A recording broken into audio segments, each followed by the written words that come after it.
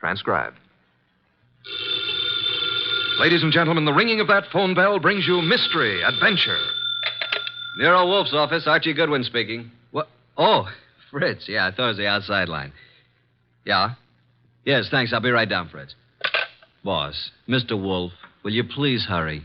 You're well aware that it will avail you nothing to hurry me. Why, Mr. World, be in such a rush today? But the car, it's downstairs waiting. Fritz is all ready. Let him wait. Isn't it enough that I've agreed against my better judgment to leave the comforts of home to go rushing through the crashing traffic of the city? To a dinner? That should be an inducement. Fritz could have prepared a delicious dinner. He has truffles in the pantry. Well, why did you promise Arthur Merle? You didn't have to accept the invitation. Quite so. He's an old friend. Besides, he does set an excellent table. It's just that I don't like the traffic. Traffic? I know why. It's that awful oxygen in the atmosphere outside. It's not the traffic. Archie, you're talking much too much. I know, boss. I'm impatient. Would you mind giving me some slight indication that you intend to move from that chair? Just as soon as I finish this beer. Sure you wouldn't care for half a dozen sandwiches before we go to dinner? If we were going anywhere other than to Arthur Merle's, I'd agree with you. He's the only person in the world I know of, except myself, of course, who has a proper appreciation and respect for the art of preparing good food.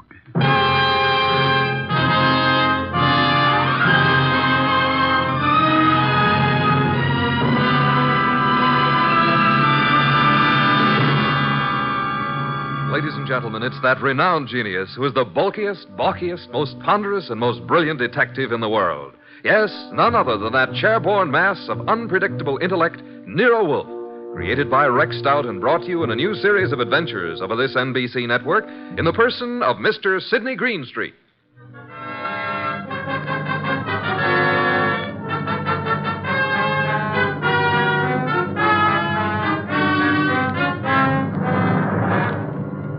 We usually refer to this story as the case of the final page. Under normal circumstances, the last page of a manuscript would be absolutely worthless unless you read all the preceding pages. But in this instance, the final page held the answer to a murder. Without that page, we couldn't arrive at the solution. Actually, we didn't even know the problem. Anyhow, I finally got Nero Wolfe to the lobby of Arthur Merle's apartment building. Going up. Up, please. Are you going up, gentlemen? Are you, honey? Certainly. It's my job. Then so are we. After you, boss. When did they install women elevator operators in this building? I've been here for 2 years. Floor, please. Arthur Merle's apartment, I believe it's 814. That's right. Are you Mr. Wolfe? No, this is Mr. Wolfe. I'm Archie Goodwin. Although the name Wolfe would be much more appropriate for him than for me. How did you know he was Mr. Wolfe? Mr. Merle came in half an hour ago. He mentioned that he was expecting you. You see, Archie, you rushed me unnecessarily. We practically preceded him here, and we'll probably have to wait interminably for dinner. I just hate to be late. Arthur Merle has never been on time in his life. He's no more punctual than any other writer.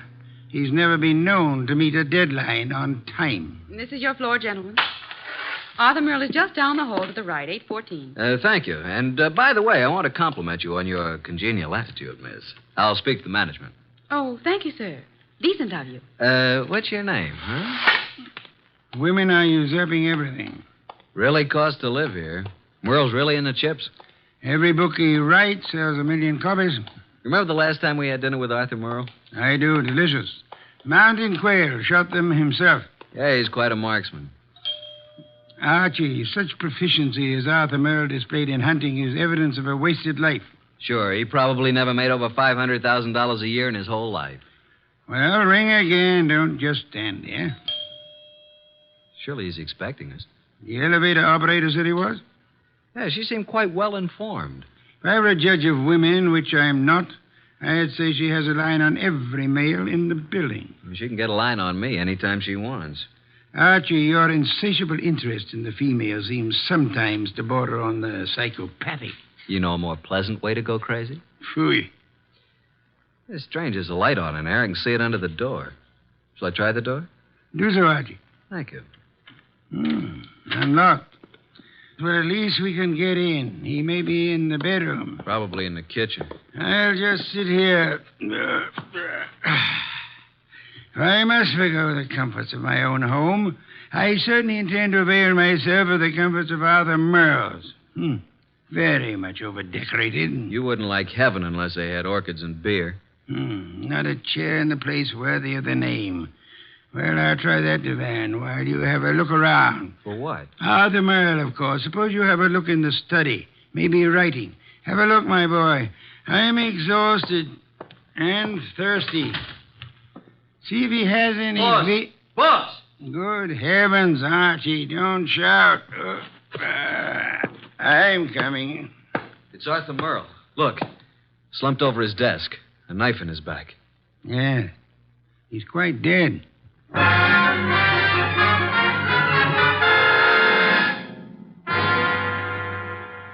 You haven't touched anything? Certainly not. I've been around long enough to know that.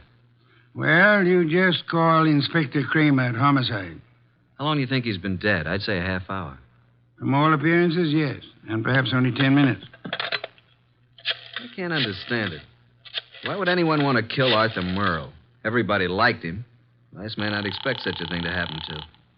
The answer is probably a considerable distance from the question, Archie. Inspector Kramer, homicide. Archie Goodwin, Inspector. Just a minute. Nero Wolfe wants to speak to you. Oh, no. Don't tell me you two have stirred up something on a night like this. It's 10 below zero. I'm sorry. Here you are, boss. Hello, Inspector. Yes? What is it this time, Wolf? Find a dead body under Grant's tomb? I'm sorry you'll forgive any apparent failure to find humor in your little witticism. But I'm at Arthur Merle's apartment. I suggest you come here at once. Seems that Arthur finally met a deadline.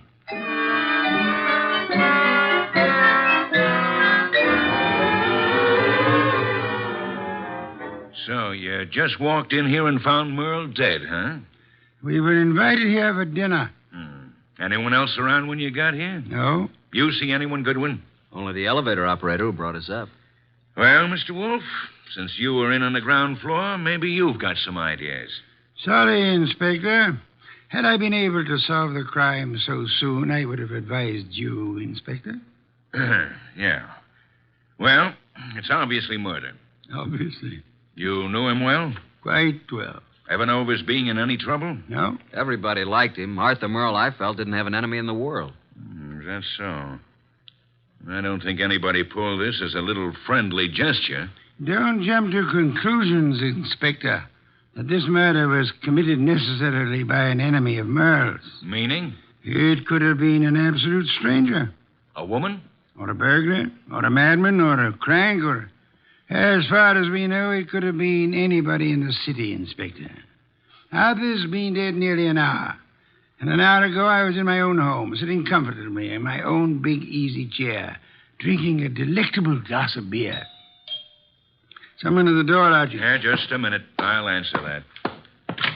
Mr. Merle? No. Well, is Mr. Merle here? Yes, he's here. But he's not seeing anyone. Well, he's expecting me. I'm from the Serve Right Catering Company. We're ready to serve for 4 here tonight. The dinner has been canceled. Oh, but it's been ordered. Breast of guinea hen, cooked in wine and cloves, delicious. It's prepared and waiting. I'm afraid that I must insist on seeing Mr. Merle. Mr. Merle has been murdered. Well, I'm afraid I must... Murdered? Oh, my goodness, but... Well, in that case, Yes, good evening.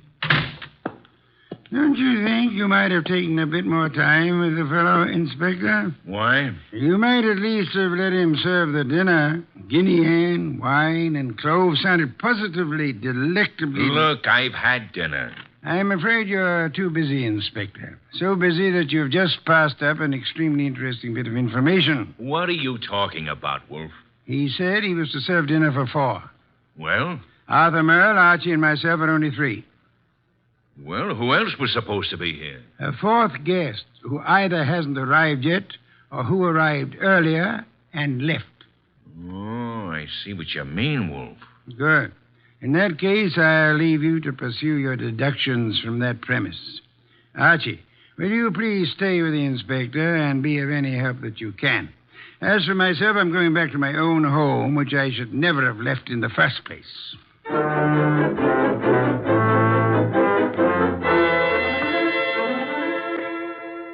Okay, that finishes the apartment search, Goodwin. And what have we? Nothing. Except that Merle had over $300 in his pocket He was wearing a ring worth a couple of $1,000, so it couldn't have been robbery.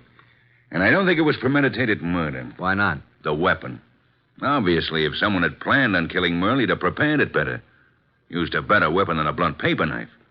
No, as I see it, someone was here before you and Wolfe arrived, and for some reason that person found it necessary to kill Merle, and he did it on the spur of the moment. I'm listening. Well, it's obvious. Merle was slumped over his typewriter. The sheet of paper was in it.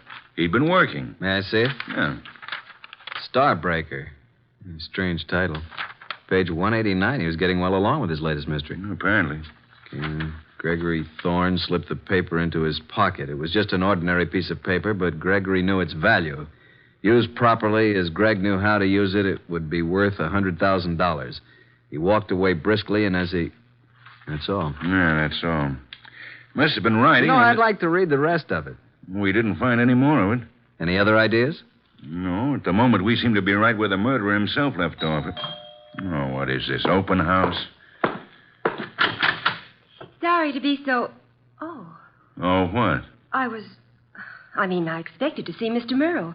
Is he here? Well, who are you? Cynthia Roberts. He expecting you? Well, no. That is... Come on in, Miss Roberts. Thank you. Maybe the young lady is trying to say that he didn't have to expect her. Maybe she felt free to call without advance notice, Inspector. Inspector? What did you want to see Mr. Merle about? I'm his fiancée. Oh. Had dinner yet, Miss Roberts? Why, yes, I had dinner earlier. When were you last here, Miss Roberts? Last night, after the theater. Arthur and I were... What's the matter? Is something wrong? I'm sorry to have to tell you this, Miss Roberts, but Arthur Merle was murdered.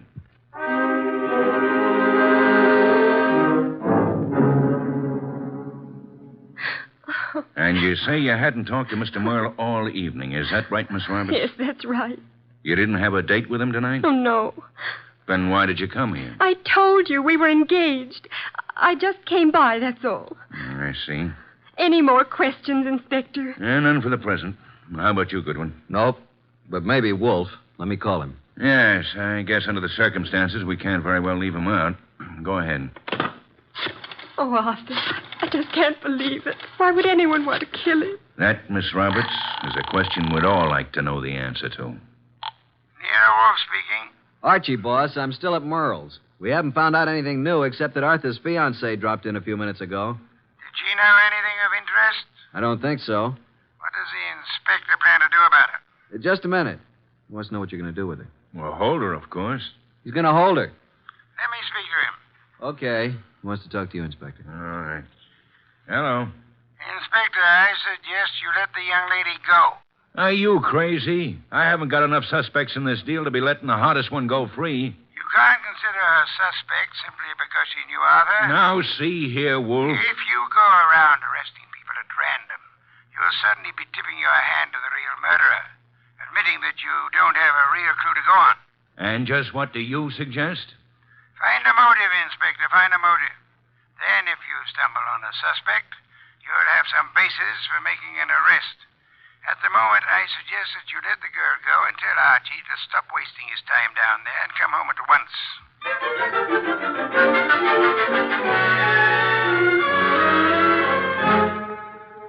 So that's the story, boss. We went over that place with a fine-tooth comb. Nothing.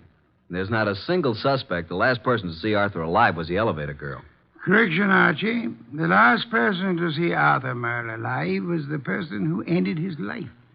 Well, I just can't imagine that pretty little elevator gal. You don't solve crimes by imagination, Archie. Then there's Cynthia Roberts, his fiancée. You suspect her? Not exactly, but just suppose she did have a motive. Maybe he threw her over. Wouldn't it have been very clever of her to come back to Arthur's apartment after the police arrived, allegedly looking for her? I thought you were the admirer of the fairer sex, Archie. So far, the best you can do is practically accuse the elevator girl and Arthur's fiancée of murder. Well, who else is there? Certainly the fellow who came with the food doesn't count. I repeat, who else is there? The entire population of the city, Archie. Thanks. Well, that's all I guess. Oh, there was something else. What? This. Page 189 of what appears to be Arthur's latest novel. It was in his typewriter. As you can see, he just started the page. Starbreaker. Very interesting.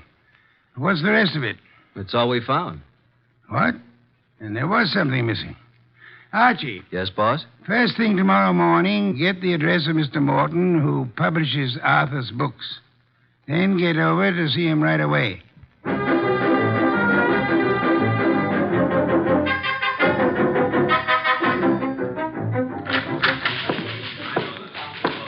Yes, may I help you? I'd like to see Mr. Morton. Did you have an appointment? Tell him I'm from Homicide. Oh, yes, sir.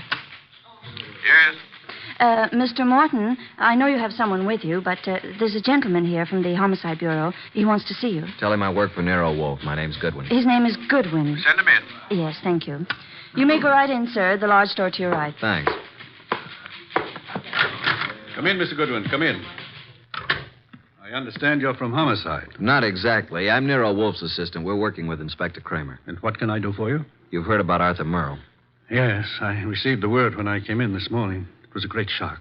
Oh, excuse me, Mr. Goodwin. This gentleman is Henry Childs. How do you do, Mr. Childs? Glad to meet you, Mr. Goodwin. You're with Nero Wolfe? I'm his assistant, man Friday. Mr. Childs is a publicity agent. He handled all publicity for Arthur Merle. I've not only lost an excellent client, but a very good friend. Did you know Mr. Merle? Yes, I'd met him a number of times with Mr. Wolfe. Yes, indeed. Arthur Merle was a great writer and a fine citizen. He'll be missed by millions. Mr. Goodwin, when was the murder discovered? Last night, shortly before dinner. Well, what are the police? What do you think the motive was? Don't know as yet, Mr. Childs. A little early for that. Well, it's certainly a shame. I wanted to ask you a few questions, Mr. Morton, privately. I hope you don't mind, Mr. Childs. Oh, no, not at all. I was about to leave. I'll run along now, Mr. Morton. See you again soon, Mr. Childs. Good morning, gentlemen. Well, Mr. Goodwin, You did a lot of business with Mr. Merle, Mr. Morton? I published every one of his novels for the past 8 years. And you intended to publish his new one, the one he was working on? Yes, we had a contract. The usual agreement between you. Naturally, although I didn't know the story, I was always sure that if Arthur wrote it, it was good. Mr. Merle's name on a novel was a guarantee that it would sell 1 million copies. You don't know what this last one was about? Haven't the faintest idea. We relied completely on Arthur's judgment. Not even any carbon copies, huh? Not that I know of. Why? When Mr. Merle was killed, the only thing missing from his apartment was the novel. The novel? The first 188 pages, all we found of it were a few lines of page 189 in his typewriter. He must have been working on it when the murderer stabbed him. The rest of it's gone. You mean, Goodwin, the novel's gone? Oh, this will cost me $1 million. Well, it cost Arthur Merle his life. Arthur Merle dead and his novel gone. I can hardly believe it. Well, thank you, Mr. Morton. Oh, I hope I've been of some help, although I'm don't sorry quite see. you haven't. But we may call on you again. Before it's over, you may be a great help.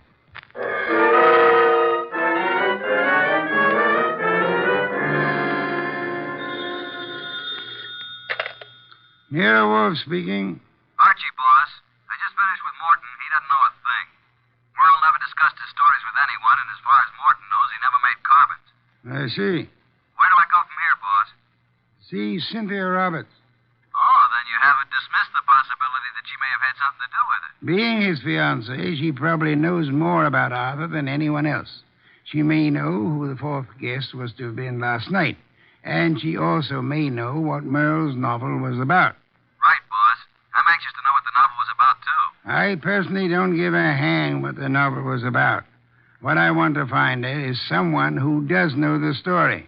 Because I have a hunch that whoever knows that is the person who killed Arthur Merle.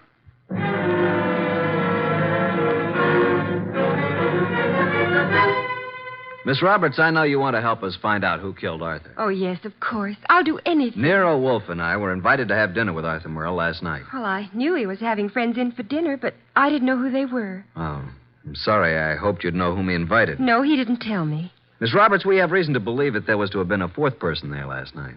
A fourth? The caterer came to deliver dinner for 4. Now, the fourth party never did show up, or else came earlier and left after Arthur was killed. You mean someone Arthur invited to dinner might have killed him? Maybe. Oh, there's no one that I can think of who bore any ill will toward Arthur. We're convinced that this was done on the spur of the moment. Unpremeditated murder. Arthur Merle suddenly became a threat to someone. Now we've got to find out what the threat was and who was threatened.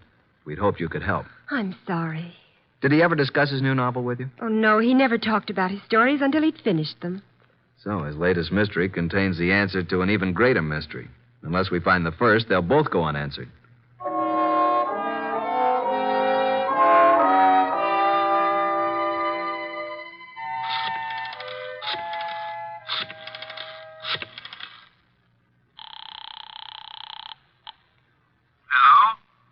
Mr. Morton? Yes?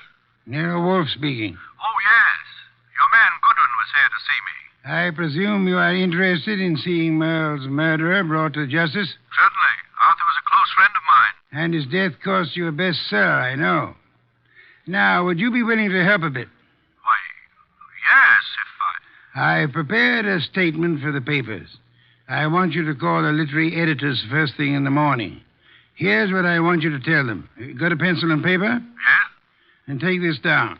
Quote, Mr. Carlton Morton announced today that the last work of the late Arthur Merle will be published according to schedule.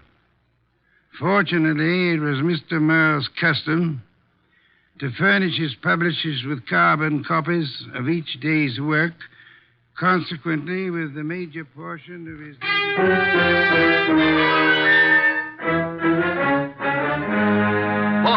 Boss! Good heaven, Archie. Please don't be so loud. Look here. In this morning's paper, why, that rat, he lied to me. That What on earth are you talking about? That publisher, Morton, he said he didn't have copies of Merle's manuscript, that he didn't know what it was about. And listen to this. Mr. Carlton Morton announced today that the last work of the late Arthur Merle will be published according to schedule. Fortunately, it was Mr. Merle's custom to furnish his publisher with carbon copies of each day's work. Consequently, with a major portion of his latest work, Starbreaker, in the hands of his publisher, together with a complete synopsis, including the denouement, it will be possible for a ghostwriter to complete the novel. It will be published posthumously and proceeds with... Boss, did you hear that? I did, and it couldn't have been more to my liking if I'd written it myself. Now, excuse me. I want to make a telephone call. Who? Publisher Morton. Yeah, I'm beginning to see. He lied about the whole thing. I still don't see why he'd kill Merle, but on... Hello, Mr. Morton. This is Nero Wolfe. Yes, perfect.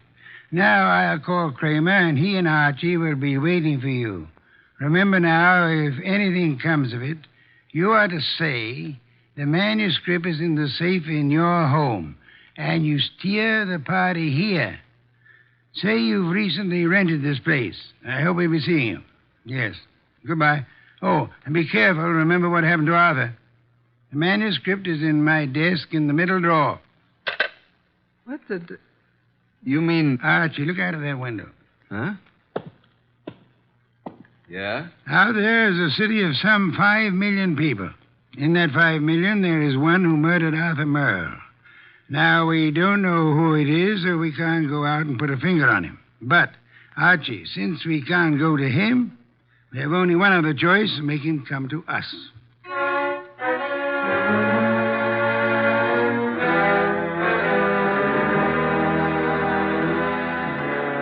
Will you tell me why we're sitting here in the dark in Wolfe's office? Yes, Inspector Kramer. Mr. Wolfe promised us a caller. Mr. Morton is to pretend that he's rented this place recently. Well, who's the caller? Can't tell you until he or she gets here. You seem certain he'll come. I'm quite certain. I'm just hopeful. You trying to tell me that Morton killed Merle? You're almost as dense as Archie was. No, Morton didn't do it. Unless Mr. Wolfe is very wrong, which is doubtful, before the night is over, Morton will know who did. And then it won't be long until we know, too. You should get on a quiz program. You're so good at guessing games. Shh. Listen. Huh? Someone's coming. A brilliant deduction, my dear Kramer. I hope there are two of them. Inspector, behind these drapes. Quick! I'll get behind the screen. All right, Mr. Morton. So far, you've been very cooperative. Just keep it up. I have no intention of doing otherwise. Your gun has me completely convinced, Mr. Childs. Get the manuscript. Yes, just a moment. It's in my desk. Wait a minute. I thought you said it was in the safe. A mistake, Mr. Childs. I don't have a safe. Shall I get the manuscript? Yes, but no tricks. You be careful. I'm being exceedingly careful, Mr. Childs.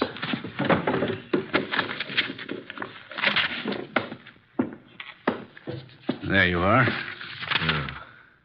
Starbreaker by Arthur Merle. Yes, this is it. Thank you, Mr. Morton. Now, I trust that's all you want of me. I'm sorry. I wish that were true. Unfortunately, you see, it's not the actual novel that I want. Oh? My interest in this copy is the same as it was in the original. And that is? That no one should ever learn the content. I take it you know what it's about, then. Yes.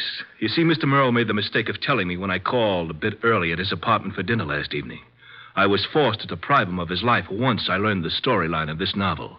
This story must be kept secret. Why? Most of you people in the publishing business know me as a public relations and publicity agent for several prominent writers. Yes? Actually, I've been as successful as I might in this business because a few years ago I stumbled onto a very neat and foolproof method of blackmail. Unfortunately, Arthur Merle thought of the same thing and based this story on it.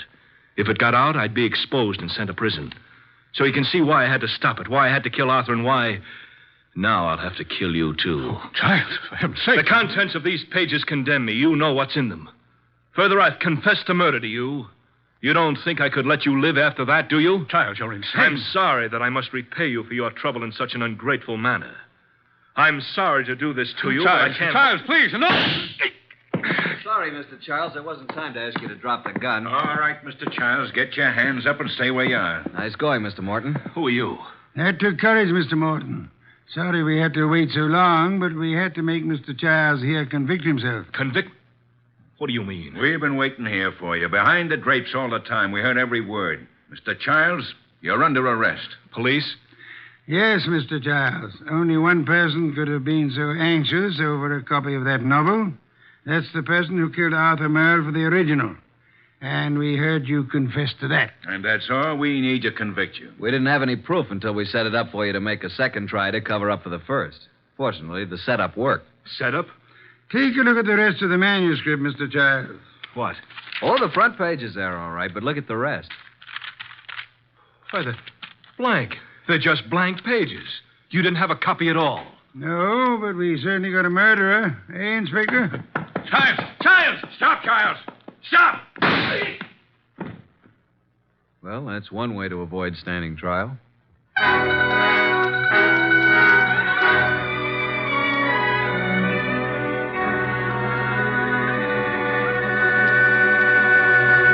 Well, Archie, I'm glad you and Kramer got Childs.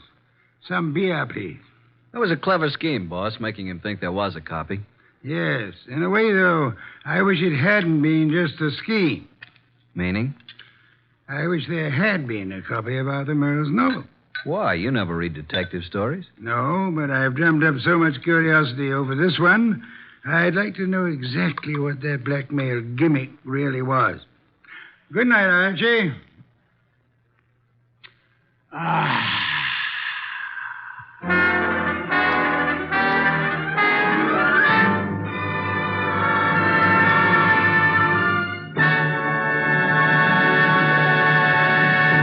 You have been listening to The New Adventures of Nero Wolfe, starring Sydney Greenstreet.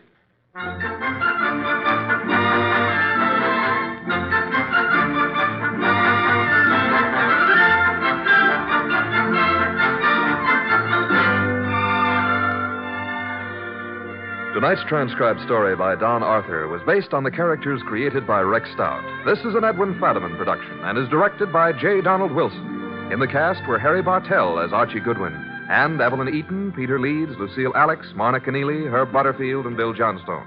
Next week at this same time, Nero Wolfe and Archie will bring you The Case of the Telltale Ribbon. Don Stanley speaking. 3 chimes mean good times on NBC. There's excitement for you Sunday when talented servicemen compete on The Phil Regan Show. And Sunday on NBC also means another delightful adventure with Cary Grant and Betsy Drake when they star as Mr. and Mrs. Blandings, the proud but bewildered owners of the famous Dream House. The chimes are your invitation every Sunday to Mr. and Mrs. Blandings. Tomorrow, for excitement, hear Herbert Marshall in The Man Called X on NBC.